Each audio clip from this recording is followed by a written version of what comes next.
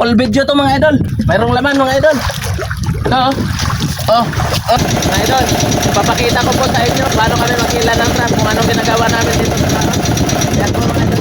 Nandito po ang pag-ila namin ng trap. Una ay nabanggaan natin yung bayaw at saka kukunin itong sungkit at susungkitin yung lubid. Dalawa lang po yung lubid natin sa ilalim, yung sa pabigat at saka sa bubo trap natin. Ito mga idol, susungkitin ko na po. Sana po ay nakuha agad.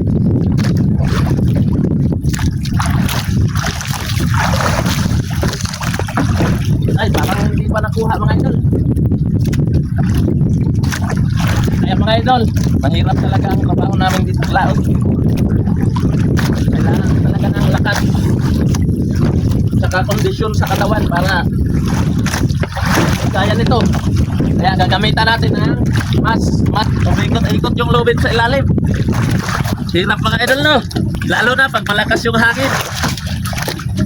Mahirap talaga. Ito na, natanggal na mga idol. Ito na mga idol. Umikot-ikot yung lubid sa ilalim mga idol, sa isang lubid. Kumaganyan-ganyan, no?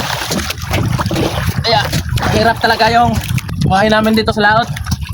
Kailangan talaga ng lakas, lalo na pag mabibigat na yung mga trap namin, pag puno na ng mga sisi. Ito na yung lubid mga idol. Sana may laman to mga idol. Hindi madali yung aming buhay dito mga idol. Minsan ay naabutan kami ng malakas na ulan at malakas na hangin. Ito medyo mabigat kasi marami tong bato. Sana may laman. Ito mga idol, oh. So, full video to mga idol. Ito, mayroong laman mga idol. Ito, yun. At patay din yung isang piraso. At 4 na piraso yung laman. Yung isa ay patay na, itong maliit. Kasi nung isang araw pa siguro to pumasok. Yan mga idol, oh. Hinagat na ng mga kasama niya. Dito, yung ngipin niya na lang dito bandang natira.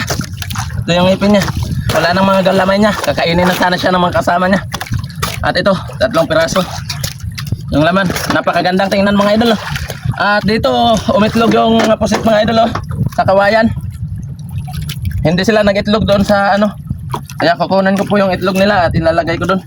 Ay, hirap makuha. Diyan na lang yan. Sasara ko na lang mga idol. Nakakapagod man pero enjoyin lang talaga ang kahirapan. At maraming salamat nga pala sa cameraman ko, si Primex Vlog. Din ang page niya mga idol. Kasi simula pa lang din pong mag-vlog. At ito mga idol, oh, nagkukulay itim na sila. Mamaya magkukulay dilaw na yan. At saka magkukulay puti. At ito reject na to. Inumpisahan na nga nilang kainin mga idol, oh. Wala na yung ibang galamay. At ilalagay ko po to dito sa aming bahay-bayan. Ito mga idol, oh. Ganito yung buhay namin dito mga idol. At ito sa timban na namin to ilagay para papakasin to mamaya.